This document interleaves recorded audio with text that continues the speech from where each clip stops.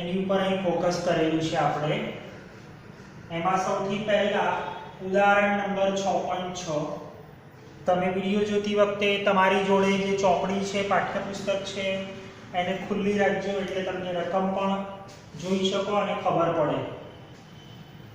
જો ઉદાહરણ 6.6 માં એક અંદર તરફ જતું ક્રોસ માર્ક વાળું એટલે કે અંદર તરફ જતું ચુંબકીય ક્ષેત્ર સમતલને લંબરૂપે લગાડેલું છે.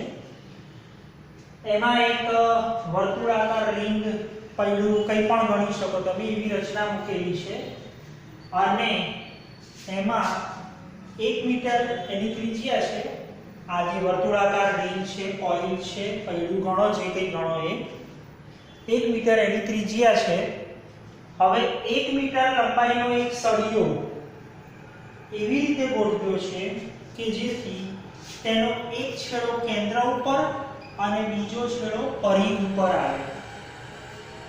એટલે જાણે કે એ જ વર્તુળની ત્રિજ્યા છે એવું સમજો ને.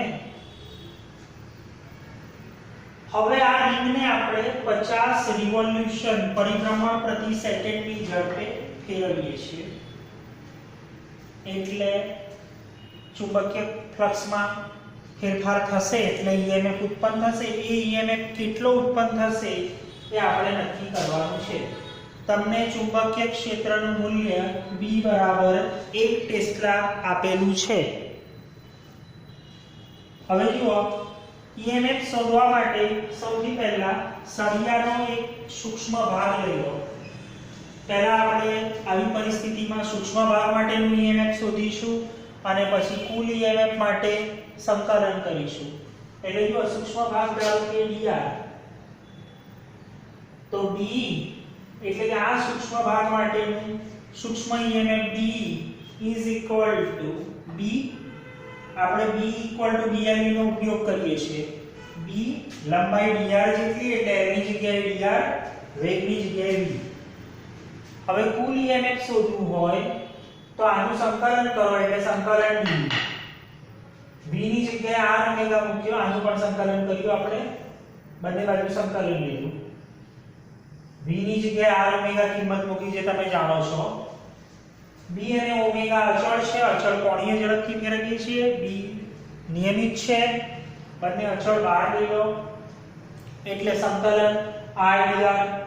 સંકલનની સીમા થશે કેન્દ્રથી પરિઘ સુધી એટલે કેપિટલ R જે રીંગની તમારી ત્રિજ્યા છે, કંઈ પણ સંજ્ઞા આપો તમે, એને કેપિટલ R આપી છે એટલે 0 થી r. સંકલન r dr થશે તમારું r²/2. સીમા 0 થી r એટલે E is equal to d omega r²/2. ખૂબ જ અગત્યનું સૂત્ર, તમને કેટલાક MCQs સોલ્વ કરવા માટે પણ કામમાં આવશે.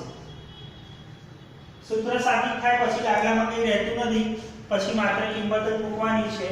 તમને B આપ્યું છે 1 ટેસ્લા, ઓમેગા રિવોલ્યુશન પર સેકન્ડમાં આપેલો છે એટલે એને રેડિયન પર સેકન્ડમાં ફેરવવા માટે તમને ખબર છે 1 revolution is equal to 2π radian એટલે 50 ગુણ્યા 2π રેડિયન પ્રતિ સેકન્ડ થશે. એટલે 50 × 2π. r 1 મીટર આપ્યું છે એટલે 1/2/2 બધી કિંમત મૂકી દેશો એટલે તમે બહુ સરળતાથી E = 157 વોલ્ટ જવાબ મેળવી શકશો. સારું, પછી આના જેવો છે આ સૂત્રનો ઉપયોગ કરીને એટલે મેં પહેલા કીધો સ્વાધ્યાયનો 6.5 દાખલા નંબર સ્વાધ્યાયનો છે. એમાં તમને આ રીતની બધી ગોઠવણ આપેલી છે પણ એમાં પણ r 1 મીટર છે. એમાં ખાલી ઓમેગા અને b બદલ્યા છે. ઓમેગા બરાબર 400 આપેલું છે અને b અડધો ટેસ્લા 0.5 ટેસ્લા આપેલું છે. એટલે જો રેડિયન સીધો સૂત્રનો ઉપયોગ કરો એટલે E = d omega r²/2. b ની કિંમત 0.5, ઓમેગા ની સીધો જ રેડિયન પર સેકન્ડમાં આપ્યું છે એટલે ફેરવવાની જરૂર નથી. ઓમેગા સીધો 400, r છે, સાદું રૂપ આપશો એટલે 100 વોલ્ટ આવી જશે જવાબ. એટલે આ પણ એક સારો દાખલો છે મિત્રો. પછી ઉદાહરણ નંબર 6.10. એની અંદર તમને બે સમકેન્દ્રીય રીંગો આપેલી છે. એકની ત્રિજ્યા r1 છે, બીજાની ત્રિજ્યા r2 છે. સમકેન્દ્રીય ગોઠવેલી છે. આમ તો r1 ઘણું નાનું છે, ચોખ્ખું લખ્યું છે r1 is very less than r2. હવે મોટી રિંગમાંથી વહેતો પ્રવાહ i2 છે, એટલે એના કારણે ચુંબકીય ક્ષેત્ર ઉત્પન્ન થવાનું અને બંનેના તંત્રોનો અન્યોન્ય પ્રેરકત્વ તમારે શોધવાનું છે. એટલે જુઓ, અન્યોન્ય પ્રેરકત્વ શોધવું હોય એટલે ફ્લક્સ પહેલા શોધી નાખો. તો ફ્લક્સ હંમેશા અન્યોન્યના કિસ્સામાં બંનેનું કોમન ક્ષેત્રફળ જ લેવાય અને ચુંબકીય ક્ષેત્ર જેમાંથી પ્રવાહ પસાર થતો હોય એનું એટલે કે B2. પણ કઈ જગ્યાએ? નાની રિંગ ઉપર. ચુંબકીય ક્ષેત્ર ખરું મોટી રિંગનું, પણ ક્યાં લાગુ પડવાનું? નાની રિંગ ઉપર. કેમ કે તમે અન્યોન્ય પ્રેરકત્વ બંનેની કોમન સિસ્ટમનું શોધો છો, બંનેના તંત્રનું, એટલે બી જે નાની રિંગને લાગુ પડે છે એ લેવાનો છે. હવે જુઓ, નાની રિંગની ત્રિજ્યા એકદમ નાની છે, r1 is very less than r2, એટલે તમે નાની રિંગને જાણે કે મોટી રિંગનું કેન્દ્ર હોય એ રીતે લઈ શકો. એટલે મેં B2 કેન્દ્ર લખ્યું. એવું સમજી લો કે આ મોટી રિંગનું જાણે કે આ કેન્દ્ર છે. અહીં મેં આકૃતિ ભલે થોડી મોટી દેખાડી કેમ કે આપણે જોઈ શકીએ, સમજી શકીએ, બાકી આ ખૂબ નાનું છે એટલે આના કેન્દ્રની જેમ વર્તે. એટલે B કેન્દ્રનું સૂત્ર લગાડો. કોમન ક્ષેત્રફળ એટલે નાનાનું એટલે πr1². આના માટે B કેન્દ્રનું સૂત્ર લગાડો એટલે μ0 I/2r. આપણું સૂત્ર હતું I ની જગ્યાએ I2 અને રિંગની ત્રિજ્યા છે I2 મોટી માટેની. સારું, હવે અન્યોન્ય પ્રેરકત્વ M21 કે M12 કોમન જ છે, m ફ્લક્સ અપોન પ્રવાહ I2. બસ આ જે ફ્લક્સ છે ખાલી I2 કાઢી નાખો કેમ કે ભગાઈ જાય છે એટલે સીધું તમને અન્યોન્ય પ્રેરકત્વનું સૂત્ર મળી જશે. એટલે આ પણ એક દાખલો પરીક્ષાની દ્રષ્ટિએ સારો. પછી ઉદાહરણ નંબર 6.10 જુઓ. એમાં તમને એક સોલેનોઇડ આપેલું છે જેની લંબાઈ L છે. એના માટે ચુંબકીય ક્ષેત્ર B, ક્ષેત્રફળ A. તો બે સૂત્રો મેળવવાના છે દોસ્તો. એક તો ઊર્જાનું ચુંબકીય અને બીજું ઊર્જા ઘનતા એટલે કે એકમ કદ દીઠ ઊર્જા. સારું, પહેલા ચુંબકીય ઊર્જાનું સૂત્ર મેળવવું હોય તો UB is equal to half Li². L આત્મપ્રેરકત્વનું સૂત્ર તમને ખબર છે, ચોપડીમાં ઘણી બધી રીતે આપ્યું છે. એમાં આપણે સ્મોલ n ના ટર્મ્સમાં જે હતું એ લીધું, μ0 સ્મોલ n² A * L. જ્યાં સ્મોલ n એટલે તમને ખબર છે, લખું છું તો પણ એકમ લંબાઈની કાંટાની સંખ્યા. સારું, B = મુન્ની μ0 Ni. I ને સૂત્રનો કરતા બનાવો એટલે I is equal to B upon μ0 n. એ મૂક્યું, વર્ગ છે. સારું, હવે જો નીચે છૂટું કરશો એટલે μ0 નો વર્ગ, એક μ0 ઉપરથી જતો રહેશે, નીચે એક μ0 રહેશે. B² ડાયરેક્ટ અહીં n² થઈ જશે, આ n² સાથે ઉડી જશે એટલે n² કાઢી નાખો, an રહેશે. આ આવ્યું ચુંબકીય ઊર્જાનું સૂત્ર મિત્રો. હવે તમારે ઊર્જા ઘનતાનું સૂત્ર મેળવવું હોય તો ઊર્જા ઘનતા ઇઝ ઇક્વલ ટુ ઊર્જા ભાગ્યા કદ.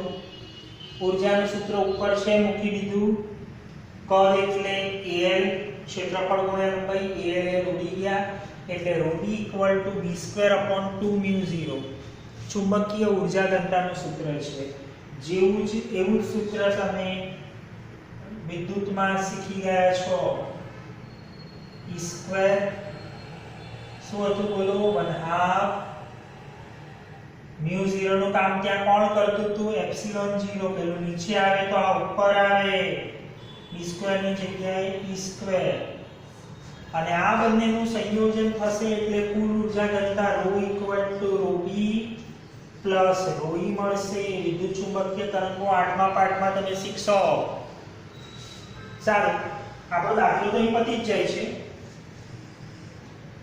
સ્વાધ્યાયનો 6.10 એમાં તમને એક વિમાન આપેલું છે, જેટ પ્લેન જે બી હોય. આ એની પાંખ, જાણે કે કન્ટિન્યુઅસ સળંગ એક સળિયો ગણો, જેની લંબાઈ આપી છે 25 મીટર,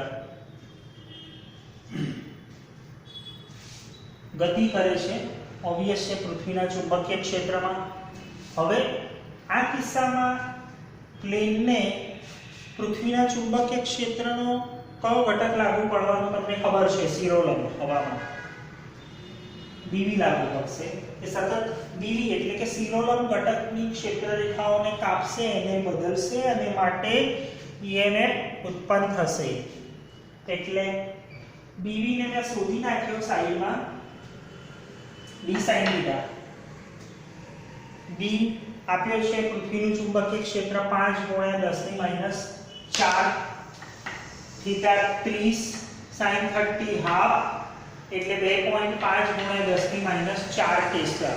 આ તમારો BV આવે. હવે EMF BLV, પણ આમાં આખો B નહીં એટલા માટે BV કિંમત મૂકી દો, સાદુરૂપ આપશો એટલે જવાબ આવી જશે હા. અહીં વેગ છે 1800 કિલોમીટર પર કલાક આપેલો છે, એને મેં મીટર પર સેકન્ડમાં ફેરવ્યો, ગુણ્યા 5/18 કરી દો એટલે 500 મીટર પર સેકન્ડ એ એનો વેગ એ મૂકી દો એટલે જવાબ તમે પૂરો કરશો. સારું. પછી સ્વાધ્યાયનું 6.8 આમ તો સરળ છે, એમાં તમને એવું કીધું છે કે 0.1 સેકન્ડમાં ડેલ્ટા t 0.1 સેકન્ડ વિદ્યુત પ્રવાહનો ફેરફાર 5 એમ્પિયર થી 0 એમ્પિયર થાય છે ઘટીને, એટલે અંતિમ 0 પ્રારંભિક 5 એટલે ડેલ્ટા I - 5. વાંધો નહીં. ઈ આપ્યો છે EMF કેટલું ઉત્પન્ન થાય છે 200 વોલ્ટ. હવે તમને ખબર છે E = -L ડેલ્ટા I/Δt. ઈ 200, આ માઈનસ ને આ માઈનસ જતું રહેશે એટલે લખતો નથી. ડેલ્ટા I 5, ડેલ્ટા t 0.1, સાદુરૂપ આપશો એટલે L = 4 હેનરી મળી જશે. મિત્રો આ ચેપ્ટર નંબર 6 ના ચેપ્ટર સ્ટાન્ડર્ડ 12 ના કેટલાક અગત્યના દાખલાઓ હતા. વધુ આપણે આગળના લેક્ચરમાં જોઈશું. નમસ્તે.